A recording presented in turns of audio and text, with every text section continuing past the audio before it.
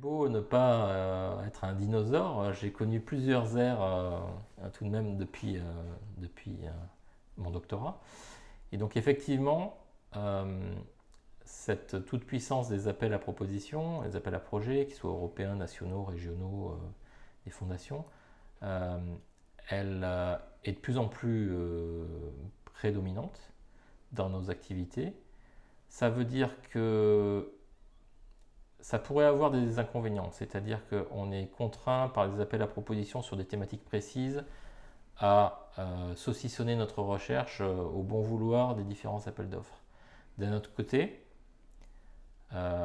ces appels d'offres, ils font aussi la démonstration qu'on a une politique nationale qui va piloter la recherche, et donc on peut probablement aussi s'en féliciter. La difficulté, c'est d'arriver à produire une science qui a un certain fil rouge entre ces différents appels à propositions. Donc c'est pas facile pour tout le monde.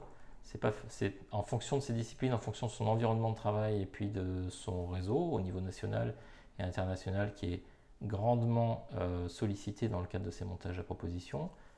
Il faut effectivement être capable de trouver de la cohérence dans tout ça. C'est vrai aussi pour les doctorants, puisque avant, quand j'étais petit, en 98 donc, pour faire une thèse dans un laboratoire, en gros, il fallait avoir une bourse ministérielle. Aujourd'hui, le pourcentage de doctorants qui ont une bourse ministérielle est très restreint par rapport à ceux qui arrivent dans nos labos avec des bourses au moins à moitié basées sur des subsides d'entreprises privées. Donc ce partenariat avec les entreprises privées, c'est quelque chose qu'à Montpellier Supagro on connaît bien. Et donc on a anticipé pas mal par rapport à certains collègues, par exemple du CNRS, qui ont moins cette culture-là. Mais je pense que ce changement de paradigme, il a maintenant frappé de plein fouet tout le monde et que les différentes unités s'adaptent, plus ou moins bien.